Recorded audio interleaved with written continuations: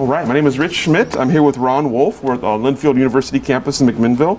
It's July 10th, 2020. Ron, thank you so much for joining us today. Thanks for having me.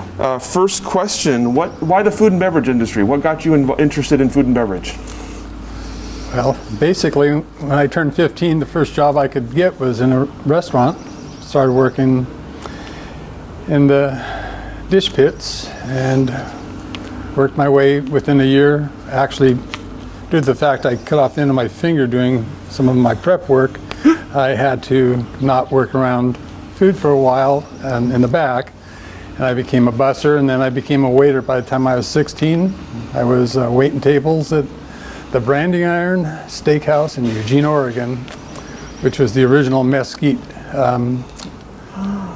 steakhouse. We used to put, in the morning when I go in, put 100 pounds of mesquite on the old embers, let it rip, and then at 5 o'clock before dinner, put another 100 pounds on. So we were burning a lot of coals and serving a lot of beef. And at that time, we only had 3 wines on the list. I couldn't serve them. I had to give the order to a cocktail waitress, but they were Lancers Blanc, Rosé, and Red.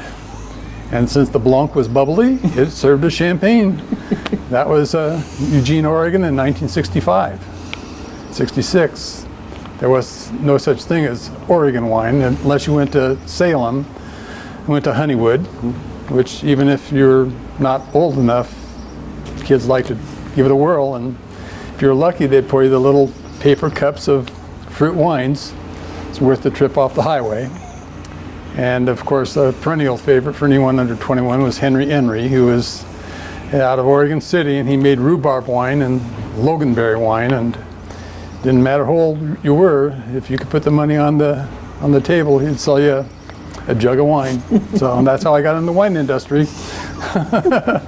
Lancers from Portugal and Honeywood and Henry's. So it wasn't for quite a few years until the 70s that you could actually find Oregon wine. But growing up, my dad had me stop working in restaurants when I went to college because he said don't squander a college education while pursuing, the nightlife of being a restaurant worker. So I went to University of Oregon, graduated in class of 72. And upon graduation, I decided that I wanted to be a brewer rather than a psychologist because my degree is in psychology. So I scoured the Northwest. There was no one that would hire. There was only one brewery that wasn't union in America, and that was Anchor Steam Beer in San Francisco. So I hitchhiked down to San Francisco, 3 times, and they finally hired me. I went to work for Fritz Maytag back in 1976, and by the time I had worked there for 3 months, I was the assistant brewer, and I brewed Anchor Steam Beer in 76, 77, and it was the only microbrewery in America. And so my wife and I had our first child in San Francisco. It was a home birth, and it was illegal. They said, you can't do that. You'd be in trouble. It's against the law. So we packed up and moved back to Oregon, where it was legal to have our second child, and that's where Jasmine was born on our front room couch. But I went over to the distributor of Anchor Steam Beer at the time, and I said, I made it, I can sell it. And he said, this is 1977. To sell wine, to sell beer, you must know wine. And at that point, I thought, I've only had Lancers, Matus, Henry's, and Oak Knoll at that time too, because they were the first vinifera winery, that and Charles Curry, that went to in 75. So I had to pursue courses in wine, which were only available at that time in the early 70s to late 70s at Harris Wine Cellars in Portland. And they had Wines of the World, a 10-week course. So I took a 10-week course, and I thought, now I can go down and get that job for the distributor of Anchor Steam Beer and get back in the beer industry. But I thought, this wine's very interesting, and you can't learn everything in 10 weeks. I think I should pursue it a little bit further. And my last day of class, I saw sign on a window, said waiter wanted. And I thought, okay, I'm that guy. I'll go there. I haven't been a waiter in 10 years, but I can definitely, fill in. And I went back. I cut my beard because I had grown I'd grown facial hair for about 10 years, and plus I'd grown my hair for a long time too. So cut my hair, cut my beard, went in, got the job. And within the month, they asked me if I'd be the manager. And I said, okay, what are the responsibilities? You open, you close, you drop the bank, you seat everyone, and if there's too much business for people, you take it. Okay, we'll do it. And then they said, oh yeah, and you've got to write the wine list. I thought, oh boy, this is where it gets interesting. So I basically started doing tastings after work 3 days a week. We'd pool our money, all the waiters. We'd buy a bottle for $1 over cost, because that's what the family, and plus the family was very good, the Plainfields. They had a restaurant in Portland for about 20 years. They've not in the business anymore, but they had 100% markup, which is unheard of in the city. And so when my first wine list came up, we had a good selection, great prices, about half of what you'd pay at most restaurants, and about 1/4 of what you'd pay at the Benson or the big hotels. Mm-hmm. So Matt Kramer at the time was the food writer for the Oregonian, and he wrote this glowing review of Plainfields place, saying the food was wonderful, but the wine list was what to go for, because it was actually affordable. It was just a little bit more than you'd pay in a grocery store. You could drink a bottle of wine right there. So all of a sudden I had a reputation of being very generous, which was really their doing, but I took the credit for it. And moved on. Had a distributor offer me a job because he was importing beer at the time and wanted me to work in the beer and wine. And so I went to work for him for 1 year, and also he was a distiller, so he had distillation, beer and wine, and he later sold to the McMinimums the beer and wine license and stuck with the distilled spirits. At that point I decided, well, that's when St. Helens blew up, and I was so allergic to the volcanic ash, my doctor told me that it'd be better to move further from the mountain, so either Eastern Oregon or to the coast. The only place that appealed to me was Salishan Lodge. And so I went there with my new little 10-week diploma from the Wine Academy, a review of the wine list I'd written, and met with Phil DeVito. And I only made one resume. It was all pointed towards that place, and he hired me on the spot. Within 2 weeks, I was over there. The day I unpacked, brought the family over and unpacked, is the last time St. Helens blew. So I had to move the whole family from Portland, where we owned a house, sold it, to pack up to go to Salishan. And there's a little light dusting on the car that day. Never had another. So I was committed to Salishan, and Phil was committed to having the Wine Spectator Grand Award, which was just announced in 1980. So he said he was the French specialist, and he knew almost every other person in California, so I could concentrate on Oregon and Washington. And plus nobody delivered at the coast except for Henny Hinsdale was the only distributor at the time that would deliver wine to the Oregon coast. So we used to have to make a weekly run into Portland and stopping in, usually it was Dundee at the time, Dickie Rath, or McMinnville for David Lett.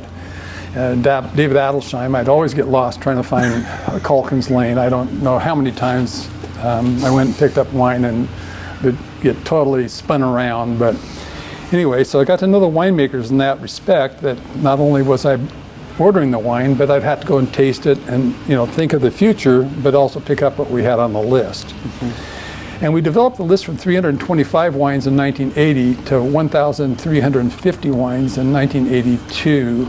And that's when the Spectator gave us the Grand Award.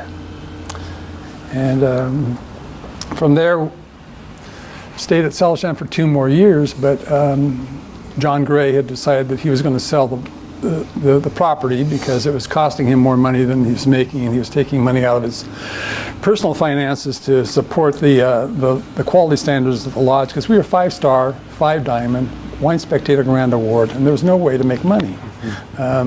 You could keep burning it, but you can't ever replace it. So he started to sell it, and at that point, Alex Murphy, who was our general manager for 18 years at Celichan, had gone over and worked for the Stevensons in Portland, and they had bought and were renovating the Heathman Hotel. And at that time, they could have taken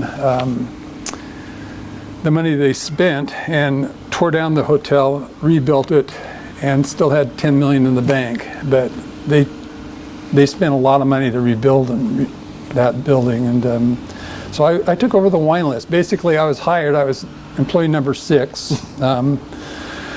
And I was driving over from Celichan over to help develop the list, but since I didn't technically work for them at that time, Karen Hensdale from Henny Hensdale, a distributorship, actually wrote the first list. And it had 187 wines on it. So that was very doable, and $27,000 in inventory.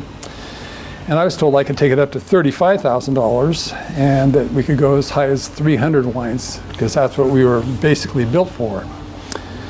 And in those days, it was still a fairly new industry, but there was a lot of buzz about Oregon wines, because in the 80s is when they started to take off. After the Windows of the World tasting, where the 83s beat the French wines, there were a lot of people coming and looking for those wines. And of course, David Lett's Irie 75 was, the star of the show. Mm-hmm. So.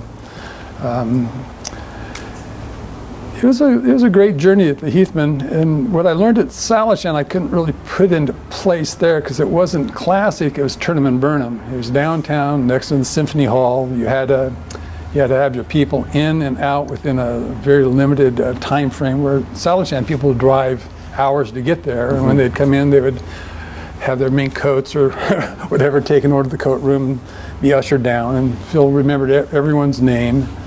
These are before the days of the computers, so there wasn't that much information out there, and it wasn't like you could just call a number and ask a question. Mm-hmm. And there were only a half a dozen really texts that you could get your hands on and work with.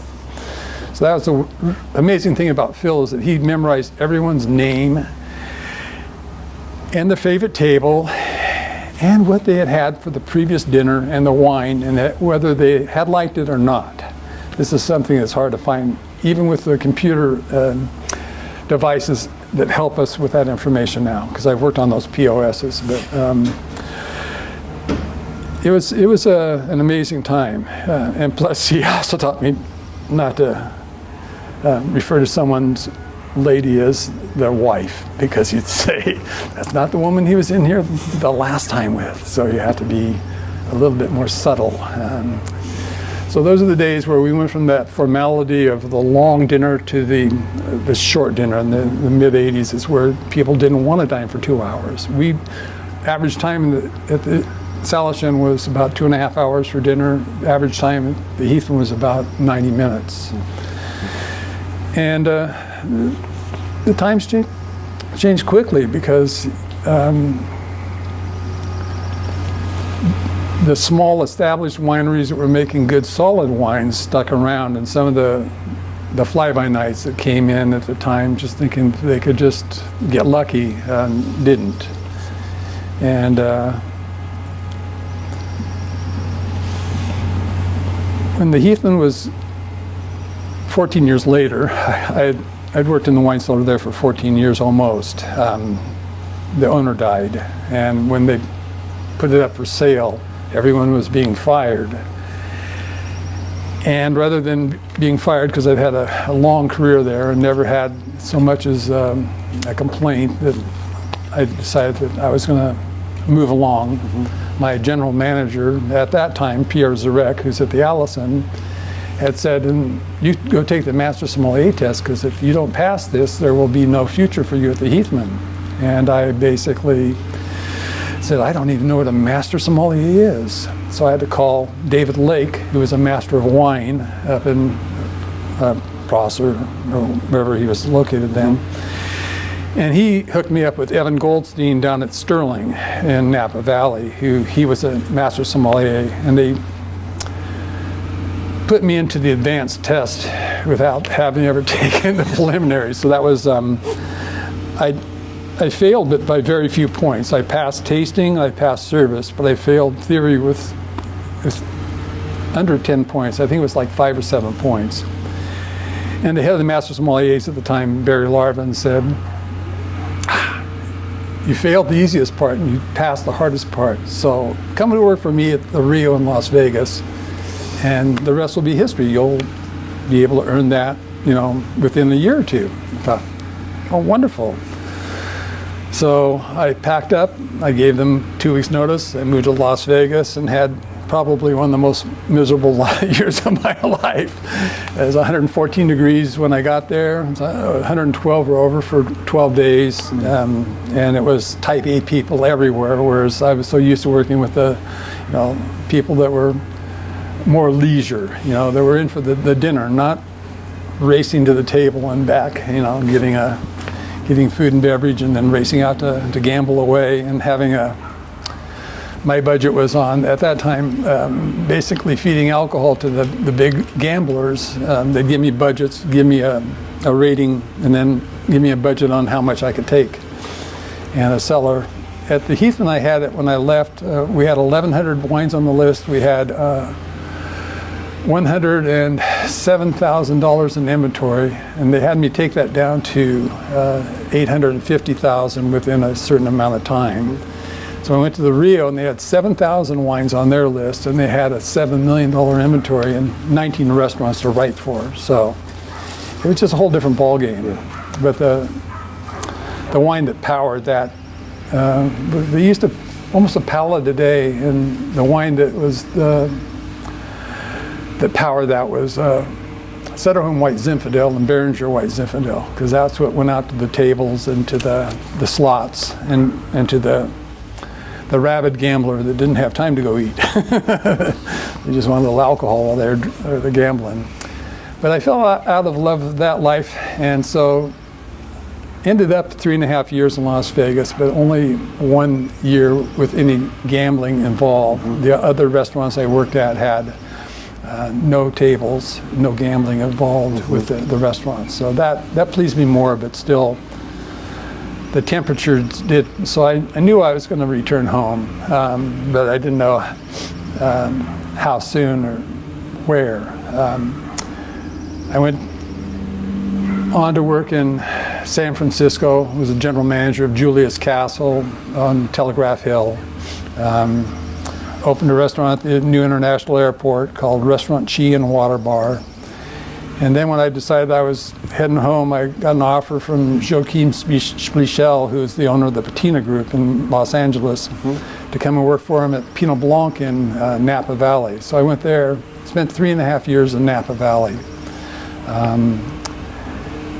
3 of them at Pinot Blanc, and that's where I got my comeuppance, because I was known as, well, Dan Duckhorn used to call me Mr. Pinot, because anytime they had a Pinot question, they'd call me, and I would give them my best answer. And actually, when he was starting Paradox, which was, not Paradox, Goldeneye, which was his Pinot Noir house up in Mendocino, he basically wanted 12 Pinots that were the top-rated Pinots in the Spectator.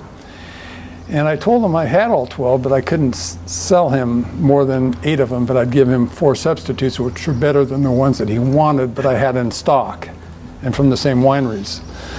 So I was able to supply him with his tastings for the group when they were trying to determine what Oregon brought to the table and how they were going to counter with their Mendocino Pinot brand. And so he and Tony Biaggi, who was his winemaker at the time, decided I was Mr. Pinot, and that became my moniker down there, because everything was Cabernet. And if you were Pinot, you were Russian River, but I was in Napa. And so my Pinot list had Russian River, Carneros, Santa Rita Hills, Santa Maria, and lots of Oregon, and nobody objected in Napa. But if I had to try to do that in Sonoma, it'd have been a different situation. So I once again got a good reputation, just happened chance. And I kind of rode that. And Joachim, of course, came out in the Spectator and said that we didn't charge corkage. He meant to people in the trade. But since it was put in the Spectator, he said that we would no longer charge corkage in Napa Valley. And you can imagine in Napa Valley in the late 90s and early 2000s, not charging corkage at a hustle bustle business. And once again, I got a reputation for being magnanimous and very generous to the customer. And when we looked at the paperwork after 2 years, we had still had the same amount of wine sales. And we just didn't have that corkage amount that went on the bottom line that kind of eased the pain when you don't sell your own wines. But we kept the tables busy. So anyway, I left Pinot Blanc and went to work at Brandon's Grill in Calistoga, and there I worked with a young chef, Alan Root, who owns the Painted Lady. So when Alan actually moved up here and started the Painted Lady, that's when he started calling me and gave me the opportunity to move back home. He said, you know, you don't belong in... At that point, I had gone back to Las Vegas and was working at Joe Stonecrab in the Forum at Caesar's Palace. And I was making more money than I'd ever made in the restaurant industry, but he said, but you're not happy. You'll be much happier in Oregon. He was right. You know, I mean, I moved back. I'd never regretted it and never made as much money as I had made in Las Vegas, but also I was where I belong. And worked for Alan for about a year and a half, and then I was offered a position at a restaurant that went under real quickly, Lucier, which we had $1 million inventory, and it opened at the wrong time because that was my last big restaurant love. Because the Dustin Group, who owns the old spaghetti factory, Chris Dustin, on his father Gus's deathbed, basically said, Dad, you always wanted a fancy restaurant, we're going to open it. And he put everything into it, and then the stock market crashed in 2008, and the rest is history. We were serving 100, 150 covers a day, and it went down to 25, 30, and all the Christmas parties canceled. And it went by and by. I took another job for a while, working for Tony Dames, who's had Noisette, which was a fine dining 7-course meal dining room. But I was just running out of rope. I was just getting tired of running around. Plus, with his menu of 7 courses, you had to announce to every course with everything on every plate to every table. And it got old. My voice started giving out. And my lovely wife called me and said, there's a wine distributor that needs salespeople. And I said, well, that's interesting. She said, I think you know the guy. And I had known him since he opened his wine company. And I called him and he said, put me on board. And I worked almost 8 years for them, just retired when my wife did this in the last few months, actually end of January 2020. So spent 78 was my first wine list I wrote. 2010 was the last, but in the between I wrote lists, and I had them, well, we had to do them seasonally, you know, for all the years at the Heathman. Salishan, we'd switch pages, but once a year we'd do a full rollover. Because Salishan we had, it was about a 50-page wine list. I don't know if you've gotten your hands on it, but it had depth and it had breadth and it had high prices too. So, and that was the nice thing. The Stevensons told me that I didn't have to charge that much. You'd rather turn 2 bottles than sit on 1. So, did a good history in the restaurant trade, and like I say, 78 to 2010, pretty much writing lists. It's amazing. Yeah. That's an amazing career. Tell me about writing a wine list? I'm curious, especially from start to finish. When you first made one to when you last made one, what changed about how you did it? Essentially, in the beginning, when I wrote my first, I kept the same philosophy throughout. I thought wine is intimidating to a lot of people, and it's an expense that can be avoided. You can always have a cocktail or a beer, and it can be intimidating, especially if there are so many choices. So you have to basically dumb it down so that everyone can understand it, and then when you do explain it, it's easier to get the picture. And I never try to make the list that complicated. Actually, even in the end, at Lucier, I had less than 1/4 of the wines on the list because there was just too much to absorb. They said that it took over 20 minutes to read the wine list at Salachan when the time came. It was almost an hour of just getting through the wine list, the menu, and getting everything started, if you spent that much time. But the nice thing is that Phil would walk right to the table, and what are you having? Oh, let me suggest this. And what is the wine? Oh, I have these selections. So I always try to categorize as to where the location is, what the varietal is, and then try to do it by cost so people don't have to look, at they can see a graduated cost and see if they're in that $100 a bottle mood or if they're in a $25 bottle. And I try to keep,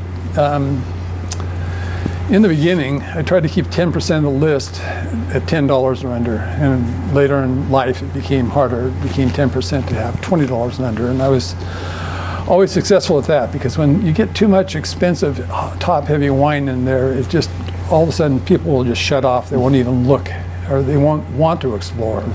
But if you can say, well, what is the varietal you're looking for? What is the area? Then you can focus them on that area and that varietal, because they'd be pretty well there.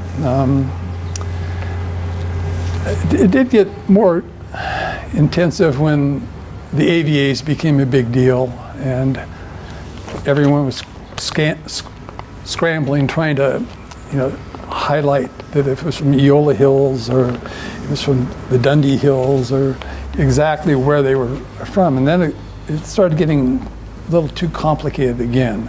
So I started putting little sidebars, Pinot Noir, Eola Hills, vintage, price, and give as much information on one line. But yeah, just keep it simple. That's the same as any sales job. The more complicated you make it, the more complicated it becomes. You mentioned Phil, and you before we started the interview here, you were talking about kind of an instant kinship with Phil. Oh yeah. I'm curious what you took away from. You mentioned the struggle from kind of implementing what you learned at Salachan into the Heathman, because they were such different places. But what did you take away as you were sort of developing a wine list and hospitality philosophy? Well, it was with Phil. There was like a European training to this too, because I had to work as a back waiter for old Europeans. We had a gentleman named Freddie Kruger, who was actually, when Salachan opened, I believe it was '67, he moved to the Oregon coast. He was born in 1900, and he was and he worked in cruise ships from the time he was like 10 years old till the time he got put on Hitler's blacklist. If he was ever to be apprehended, he would be put to Auschwitz or whatever. He was on the blacklist. So he moved to Chicago, worked in the pump room. He was at La Quinta in Palm Springs when he retired at 65 years of age, and bought a property on the Salmon River. And that was the year that Salachan was going to open, and Freddie went up to check it out. They said, wow, we need an elderly gentleman like you to, kind of run the floor. And he basically said, okay, only work 4 days a week, and he'd sit down with Phil after work and have a Heineken beer and a plate of dinner. It was a very eloquent. They were old world, old school. And you had to work with them. You had to learn how to cook. You had to learn not only your ingredients, but because we cooked tableside, we wore tuxedos. And then you had to know the pairings on the wine to those foods. And Phil was very good at that. On Friday night, which we were all trying to race out the door to go to Tup's Tavern and have a couple of pitchers of beer, because that's before they served you pints. Phil would say, "Oh, we're going to have a tasting upstairs. I hope you'll take the time to set it up for me." And I'd go, "Phil, I'm off the clock." He goes, "Yeah, I'm making the schedule for next week." Let's see now. Did you want a 5-day schedule or 4 or 3? 5 days as always, Phil. Okay, then set it up. Everyone, and let everyone know they're going to sit in. It won't take more than an hour. So we'd always have an assortment of wines set up, often blind, and then often you'd have the chef send up plates of food. You'd say, "Okay, so this is Pinot Noir. Here we have it from France. Here we have it from California. Here we have it from Oregon, and here we have it from somewhere else. What's the same? What's different?" And then, we started extrapolating that there was more in common of the Oregon and French than there was the Oregon and California, or the somewhere else. And we started seeing that certain wines benefited the food, and certain wines kind of depreciated the quality of that dish. And so it was really showing you how the alchemy of putting a wine and food together. And there was a lot of formal training, and things were very, very on the floor. Well, the first night that I was standing kind of watching rather than getting into it, Phil was down on the corner table, the very corner of the C deck, which was the best view in the house. And so I knew they must be really, really good customers to get that table. And I placed my arms like this. And I was talking to the guy next to me, and he goes, "Oh, put your arms down right now." I go, "Why?" He goes, "You don't want to know." He says, "Because when Phil looks around and sees that, he's going to stop everything and come and talk to you." I said, "What do you mean?" "Uh-oh, it's too late." He has eyes in the back of his head. "Phil, turn around," he said to the people. "I'll be right back."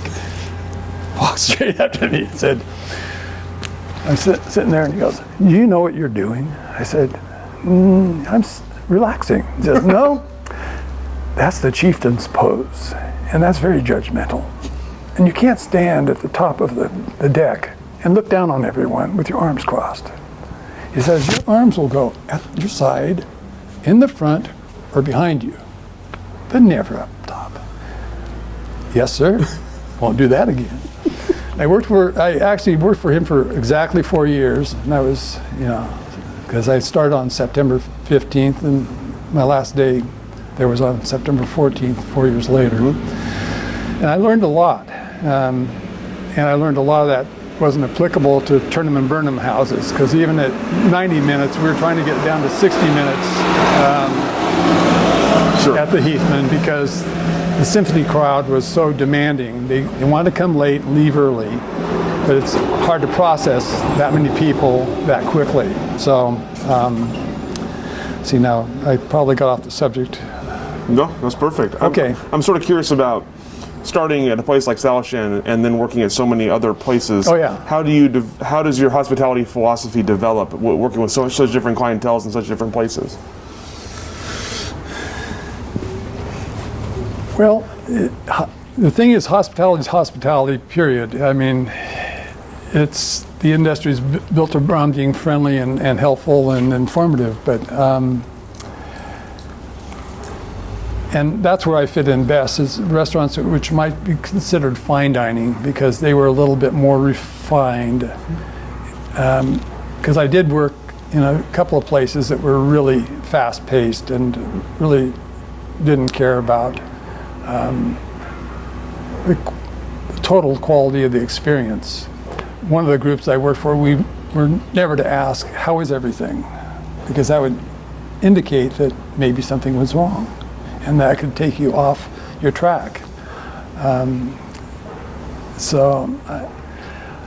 There's degrees of hospitality, but in essence, it's all about just making people feel at home. And so that was one of my secret powers, was just making a good first impression and making people feel at home and at ease, and then establishing right away what is it you want out of this evening? Oh, you're going to the show. Oh, you're going to the airport. Oh, you're meeting with friends. Oh, meeting with friends. You probably want to sit back and relax. Yes. Oh, what time's the show? Well, now I know. So you have to pace it. That way you can pick up your speed or leave people alone. And another, I was always inobtrusive. I had customers that liked the fact that I wasn't always intruding and popping in, that I would get the business done. The new houses that owned the Oregonian would stay with us. They were exactly they stayed at 5 o'clock and they were out at 6 o'clock, exactly. So at 5 o'clock I knew I better get that drink ordered at 5:05 and get that down at 5:10 so I can get the first part of the order in, because it's to get 3 courses in within an hour is nearly impossible, and especially if they're doing business. And the drinks were very important. So them, they weren't wine drinkers, they were cocktail drinkers. So I had everyone's cocktails memorized. So when they would come in with the 2 new houses and the Stickles and whoever else was with them, because it'd be a 6-top, the publishers, the owners, and 2 other people. And I'd have 4 of their drinks already memorized. I'd just say the same. What would you like? What would you like? And then have it up there, take that first order, and it's a juggling act. And they didn't want that hospitality that was friendly or intrusive. They wanted you standing 10 feet away, but if you saw something that was a need, you closed the gap, took care of that part of the business. And quite honestly, a lot of that doesn't exist in my year in San Francisco, 2 different restaurants, Las Vegas, hardly at all. Napa Valley, not much. It's tourism there. So what I learned from Phil was the rule book, and then what I learned from other people is how to break it, because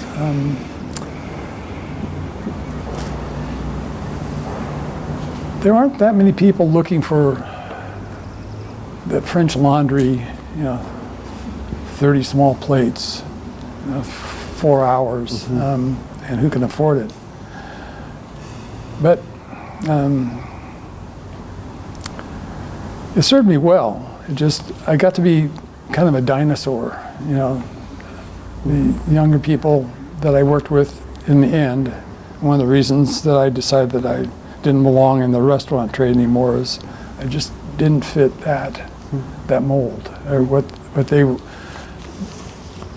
were aiming for, and that's really speed, efficiency, accuracy, which are all good, but the hospitality had gone more to the back burner.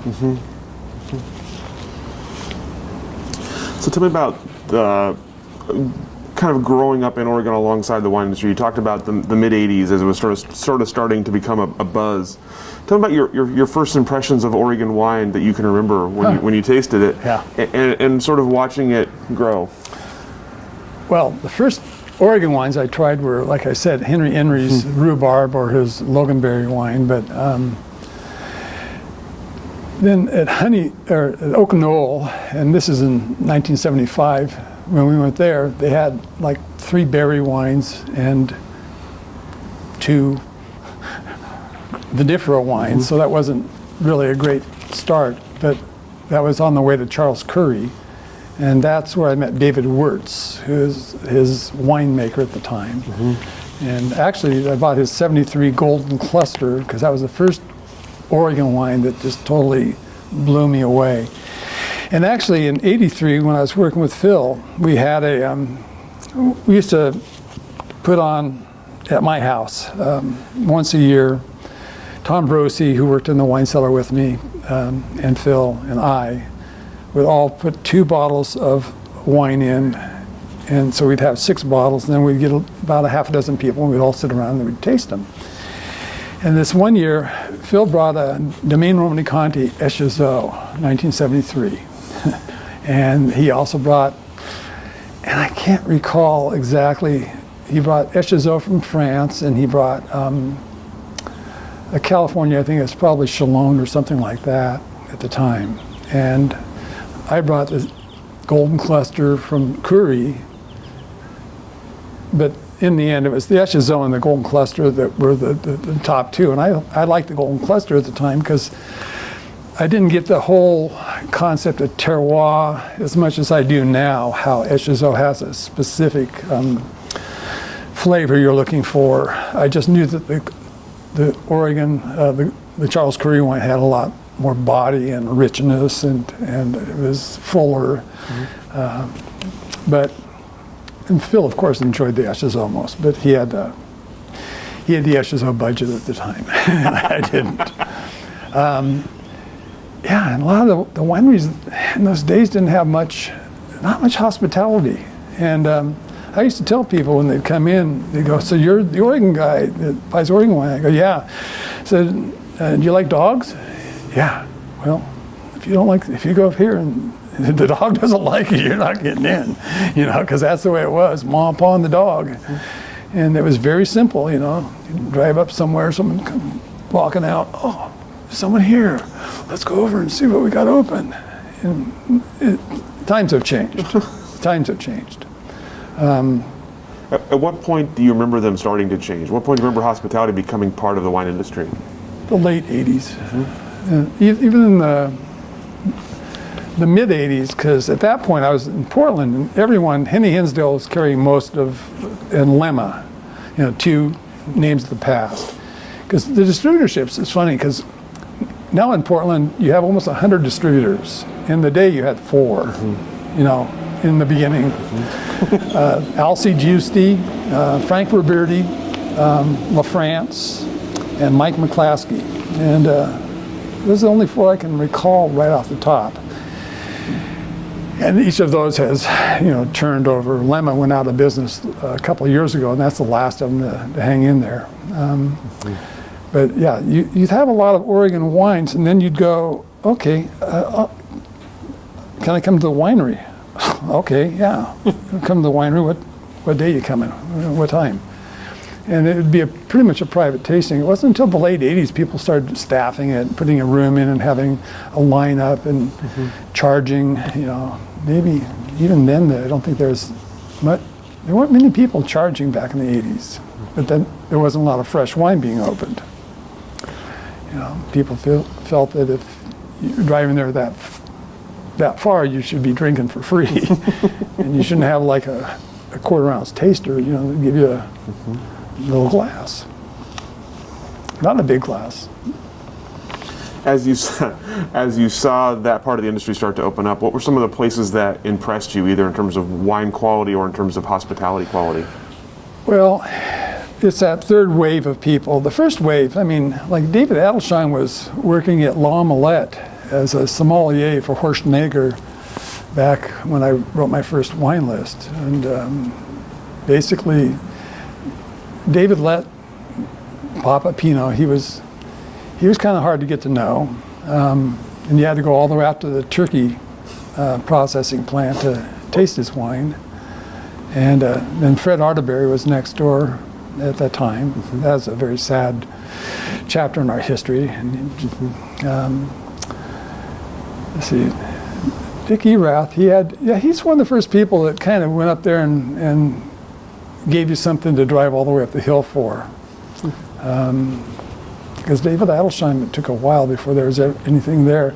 Then that second wave came in, guys like Gary Andrus, and when he did Archery Summit, Gary was just like, phew, he was a ball of energy. I just loved that guy. And I've known the whole family, his wife, his daughters.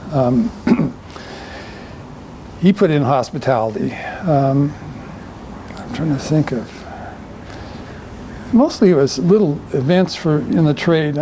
Ken Wright with Panther Creek and stuff, when he first came in, it was funny because Ken, when he first came in from California, he pulled up the Heathman and came in and pitched us the wine that he had made a Cabernet down in Monterey Peninsula somewhere, and he was going to sell it. That's what he was paid for in wine to make the wine, and that's all they had right now. So he's going to sell it. So we tasted it and said, God, we like this. We'll buy it from you. And opened up his trunk and brought in a case. And we were his first wine by the glass account in Portland, the Heathman. And I remember he's one of the first that did hospitality events, which were for the trade, because you'd go out, like work on the sorting line, and then after 4 hours of work, they'd treat you like it had been a whole day and have a little pizza party for you. And you think, wow, that's all right. We'll do 4 hours of work for a nice lunch. And yeah, it took the California money coming in to really start to have hospitality in the sense of a tasting room and the wine club and everything like that. Same thing as when I was in Napa Valley, that almost everyone on my staff worked at a winery in the daytime. They'd come and work at the restaurant at night. And a lot of them said that the winery business and getting people into your clubs is more lucrative if you were to stick with it for a long time than being a service staff.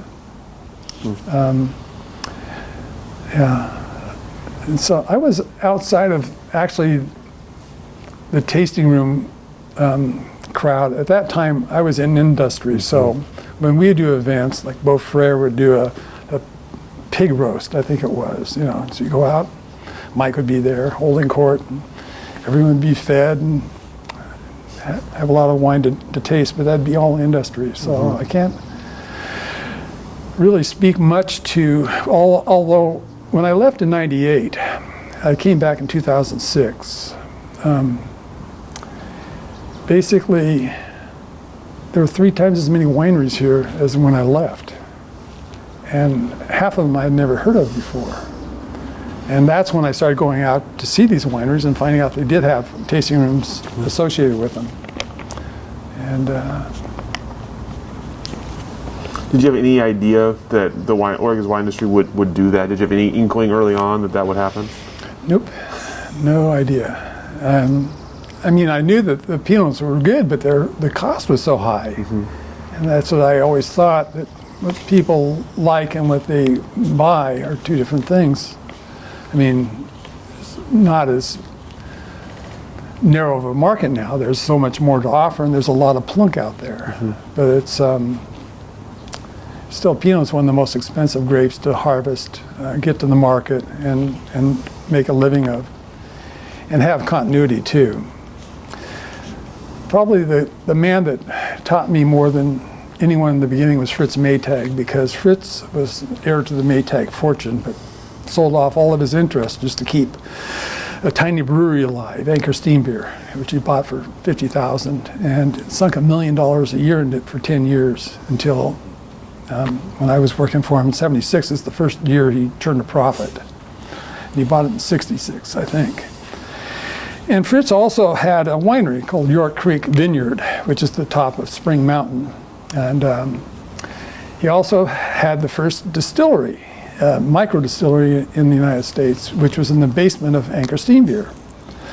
And Kathy Corzin, who was the winemaker at Chapelet, was his winemaker for York Creek wine. And the only account that he sold to Freemark Abbey for a short while, but they blew a batch of his Petit Syrah from old vines, and he never sold them again. So it was only to Ridge. He made his own wine. He made it in the basement of Anchor Steam Beer. We also had a distillery down there that made a Potrero gin. And Fritz said to me some time ago, he says, it's funny, a lot of people, he says, and I'm speaking to you like this because you're one of them now. He says, a brewer is a scientist. He says, might as well be a surgeon. Everything has to be clean as can be. You have to have the formulation just perfect, because every batch of beer has to be exactly as the previous batch of beer, perpetually. If something's off, you get rid of it. You can't use it with your label on it. And we know that barley changes a bit, so you have to really watch your numbers in your mash tun. we know that hops year to year, it's an agricultural crop. It's going to be a little different. We're lucky in San Francisco, Hetch Hetchy water is all very clean. We have a great standard there. But those are the standards you need. And your yeast, it has to be perpetually clean and free of other infections. He says, as a winemaker, they're like artists. Because every year is a new blank palette. The weather gives you different problems or different benefits in the vineyard. You know, the seasons are different, the weather is different, and your grapes are always going to taste different every single year. But how do you keep perpetuating a brand? You have to have some continuity. As he says, so you have a scientist that's keeping continuity by making the same thing every day the same way. And then you have an artist that goes in and says, and this is where I'm aiming, and this is what I've got. This is how we get there.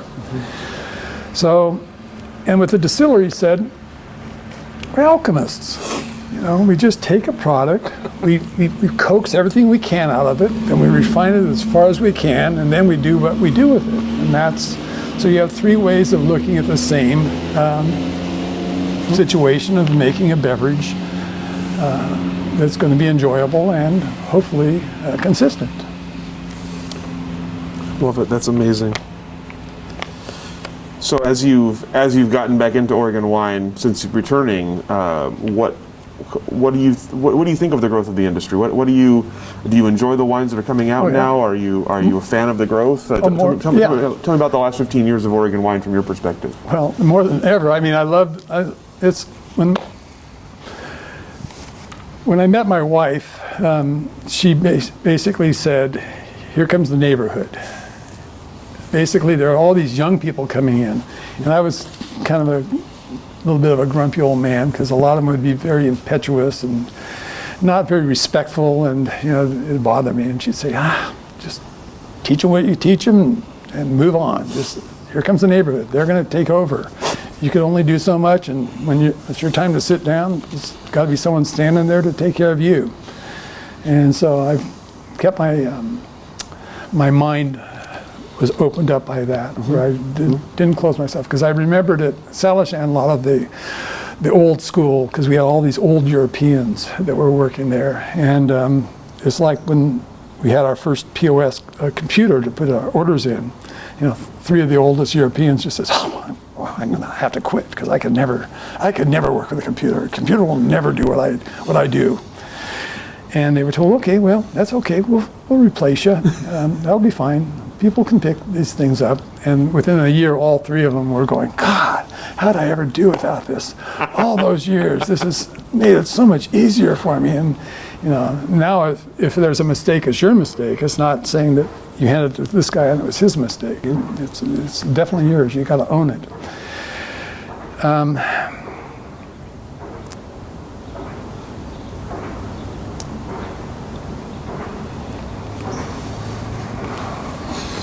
Sort of think about the sort of recent Oregon wine. Yeah, I was just trying to think of my first person that I met when I came back to work for Alan and Jessica at the Painted Lady. The morning after my first shift, they hauled me over to J.K. Carrier, to Jim Prosser's place, which is down on Benjamin Road at the time, where Wolf's and People Brewery is now.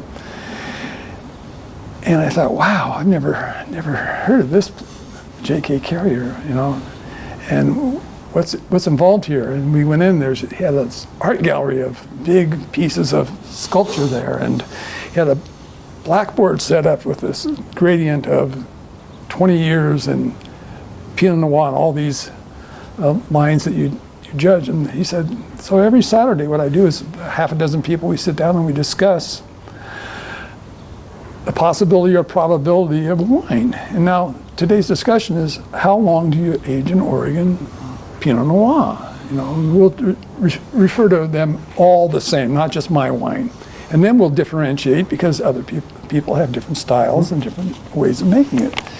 And so we started talking about it, and within a half an hour and a couple of glasses of wine, we were just into it, and you know, finding out what our tolerance was, because not everyone has the same palate for, you know, wine. And so that was an eye-opener, and I so enjoy seeing him in every situation.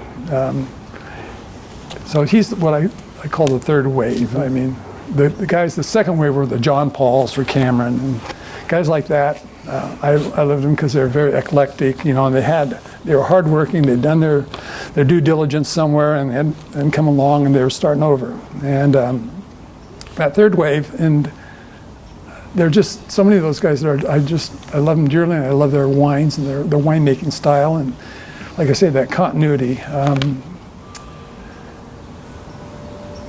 Second wave was actually Doug Tennell. He was, when I met him, I was up at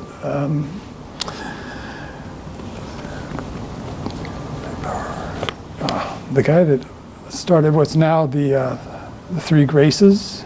That used to be called Dundee Hills Winery. His name is Bauer. His last name is Bauer. It's Perry Bauer Vineyard before that.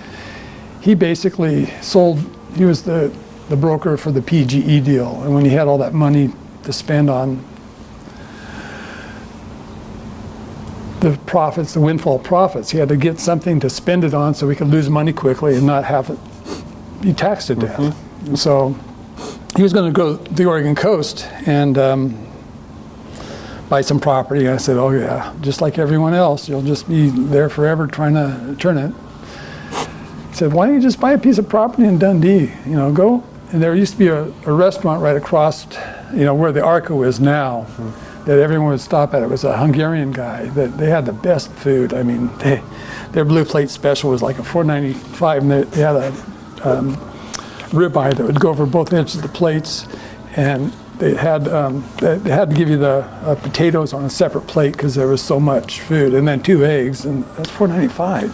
So I say, anchor your gut and then just hang around, drive around the neighborhood, take a look. And he saw the place right across the street, and he drove over and started talking to them. The father had just died. The kids sold it to him. Then when he went and started to buy his root stock and all that from Dick Erath, Dick said, I was going to buy that. I was just waiting the proper amount of time before, after he passed, I was going to give him his proper, morning time, and then I was going to go in and buy that property. So I love, helping you develop it. So Dick helped him out. Anyway, it was up there for dinner one night, and it was Doug Tennell. He had just come back from being our man in Baghdad. He was supposed to be like the heir to Walter Cronkite when he stepped aside on CBS. Doug Tennell was going to take in his correspondent's shoes, and he came back and he was shattered because every night you would see him on CBS and he'd say, as the Scud missiles approach Baghdad, this is Doug Tennell signing off for CBS. And anyway, he was burned out. So we're having dinner, and I'd never met the guy before, and I said, well, what are you going to do? He goes, well, I'm probably going to drive a tractor the rest of my life because that's what my granddad did, and he was really happy doing that.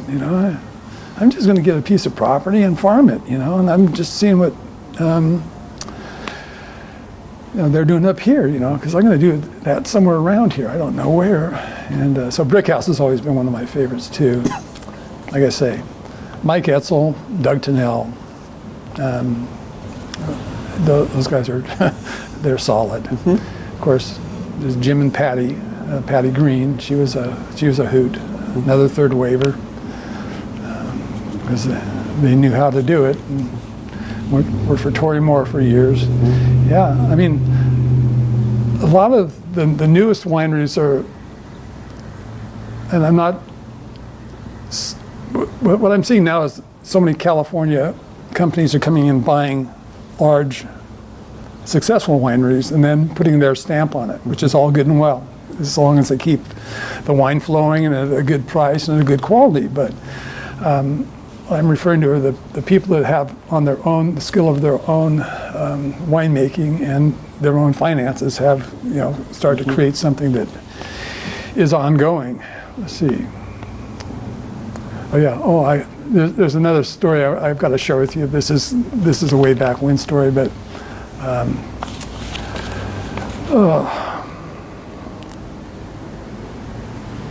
Dave O'Reilly used to be my salesperson for Elk Cove back in the early 80s. And David, when he quit, Pat and Joe actually had to deliver for a while. And one time, Dr. Campbell came in. The wine cellar in my neck it gets kinked up sometimes. I was going, oh God. And he says, well, what's wrong? I said, oh, my neck, it's kind of stuck. He goes, here, just loosen up a bit, loosen up. He goes, what are you gonna do? He goes, let me see. Crack. How's that work? Oh God, Dr. Campbell, that's so good. I didn't know you were a chiropractor. He goes, no, I'm a country doctor. I just got through delivering a calf this morning. And I go, oh my goodness. Deliver a calf this morning, you crack my neck in the afternoon. My God, life is good. So I mean, it's just such a small world that we live in, and so many people are just, so endearing when you meet a real person in a moment, and you get an honest reaction. So I'm still not, having come back in '06, I still haven't got out a lot because on the weekends, the last thing I want to do is join a crowd, go to a winery. And so usually when I go, it's by invitation and it's in the weekdays. So we don't get out a lot, and I have not met a good deal of the new winemaking population. I will mention though, because this involves this campus, that in the day, Greg Higgins was our chef at the Heathman from day one till about 6 years later. And then Philippe Below came in. And after this second IPNC, Greg came back to the Heathman and said, guys, it's just a great event, but they don't have any skilled servers. He said, so we need to pull some staff. So they pulled 4 of us: Stephen Earnhardt, who's our maitre d', Scott Smith, who is the assistant maitre d', myself, and Don Francis. His dad used to own the Francis Theaters throughout the valley. And we came over the 3rd and 4th year, and we're the only 4 maitre d's. And then after that at Nick's, we were sitting there, and David Lett was asking, God, you guys, how can you do that in your regular jobs? We go, it burns us out. We need some help. We need to get some more people in here. And that's when it became open to more folks coming in from all over the United States. So I worked 8 consecutive IPNCs, and then when I moved to Las Vegas, I was invited back as a guest. And when I came back to work at the Painted Lady, I worked 1 more year, and then I realized that I didn't know anybody anymore, because 10 years had passed, basically. It's amazing. As you talked about, as you were kind of getting out of the restaurant industry, you talked kind of about sort of feeling like a dinosaur, like the things you had been taught were not really of interest to people anymore in terms of the hospitality. I'm curious, as you look ahead for Oregon's future, restaurant and wine, what do you see? What are the biggest changes, and what are we seeing looking ahead? With the COVID-19, I'm seeing a whole different industry evolving, and I could have never forecasted the last 3 months of my wildest imagination. So it's going to be the thing that, it's going to be difficult. And people, if you want to promote the products, you've got to sell for less of a margin and sell more, or make it more available.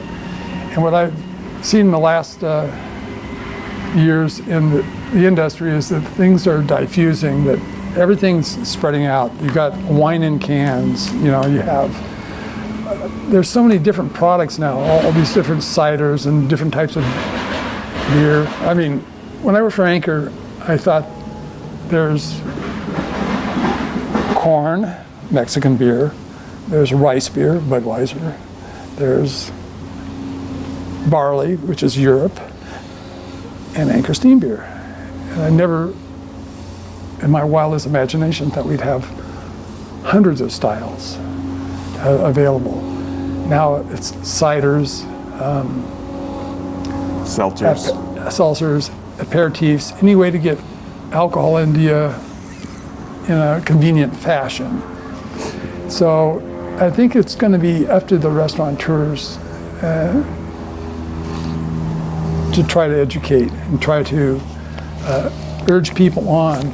Offer a good deal for a glass of a good Pinot Noir to have with a course that's your special that night. You know, you're going to have to bend over, not use an industry standard that was kind of broken anyway. I mean, 200-300% markups on wine are just not sustainable. They're not going to get people into drinking it. And even the people that can't afford it bring their own in. That's one of the things I noted when I was in San Francisco and Las Vegas and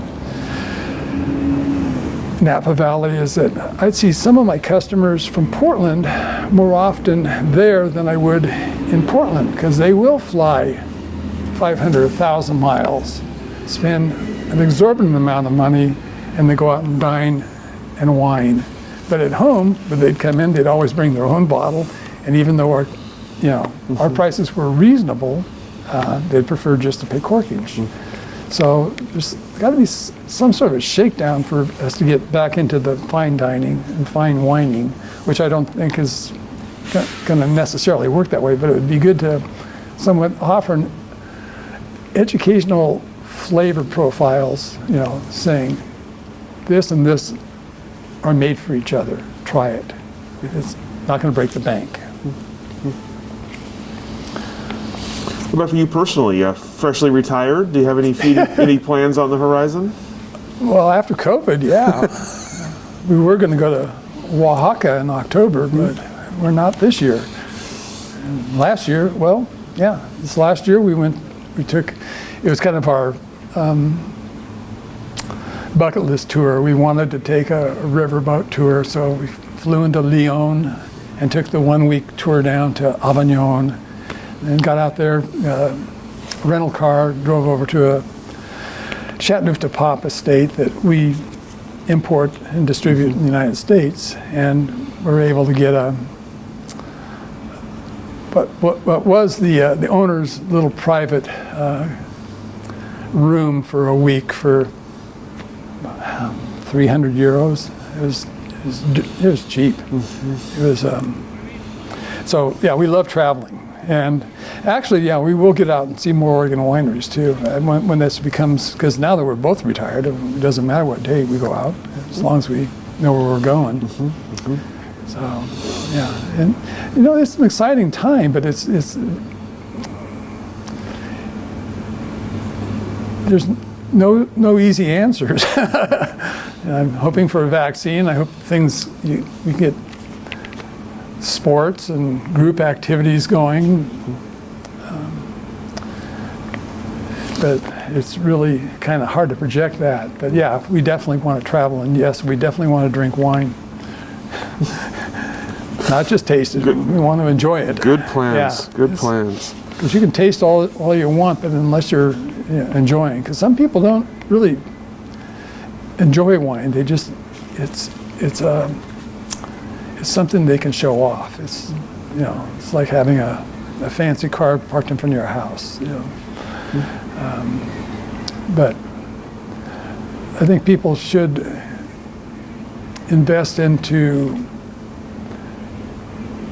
trying things that they haven't tried and that they might not be able to try in a group situation.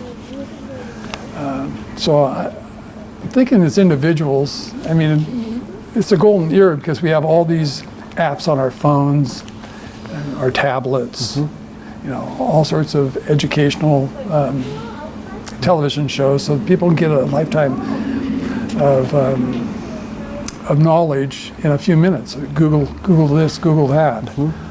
When I was studying for that master's test, they gave me a study partner in San Francisco, and it would cost me $5 to $10 just a teleconference with her. And this is in 1998, you know. And she went on to become a master sommelier, by the way. But yeah, it's a different time, and I think that because there's going to be so much more available, because we haven't stopped growing either. I mean, they're planting more and more areas. We went down to Ashland and went to some new wineries. It's wherever we go. I mean, one of the first things we do is, busman's holiday. You go. I know what the new wineries are. It used to be I'd go out and try more breweries, but beer's gotten so darn expensive, and it's very puts a lot of weight on you. Not that wine won't, but I don't think we drink that volume of it. So looking back, if someone were to come to you and say they wanted to get into, I mean, maybe not today, but post-COVID, wanted to get into the restaurant business, wanted to get into the wine sales business, what would your advice be? What would your words of wisdom to someone be? Well, when I used to do, because I used to have 50 minutes of my staff's time every day before pre-shift. I mean, for 20 years. And one of the first things that I would tell people is, I've got something in my pocket right now that can earn me $10,000, $20,000 more a year than you. And I said, if we empty out our pockets, I'll bet none of you have this. What is it? It's a wine opener. I said, the wine opener alone doesn't give you the ability to make that. But if you don't have it, you can't sell that wine. But if you have it, you've got to then start to look into, what am I opening? Why am I opening that? And whom am I opening it for? It's for an occasion, because wine shouldn't be a festive, occasional drink. It should be a part of life. We should all be enjoying wine and finding what we enjoy and how much we can budget to enjoy it, because that's what it really becomes, because I truly can't afford most of the wines I most enjoy, but I would like to. And that's the nice thing about the restaurant trade, if you're in the right place at the right time, is that you can do these things and share. I mean, people learn by sharing. And I'd probably tell someone to go out and take a look at working in a tasting room, and learn the ropes on that end, because the lower you start, you learn more on the way up. And tasting room gives you opportunity to broaden your own horizons without a great deal of expense. And then even if that's just part of your hobby, rather than spending $30 a week on pints of beer at the local watering hole, spend that in a couple of tasting rooms and get some information that would help you move forward. Because the industry is always going to be there. It's just going to be scaled back, or it's going to be spaced out. Not sure exactly what to think, but it's never going to be the same. But information is something that you have to work on yourself, because it's funny when you sit there and you do lineups for people, you'll find that probably half of the people don't even listen to you if you were to question them afterwards. And half do, and then half of them want to move on. And so even if you can just get one or two people into kind of altering their course in life as a way to kind of fulfill your destiny, if there is such a thing. Absolutely. All right, that's all the questions that I have for right. you. Is there anything I didn't ask that I should have? Anything we didn't cover? I don't know. No, I think we covered pretty much everything. All right. I had notes, but it's mostly on names that aren't commonly known and available. But sure. I appreciate it. Well, thank you so much for your time today, for coming out and seeing us and sharing your stories. And we'll go ahead and let you off the hook. All right. Thank you.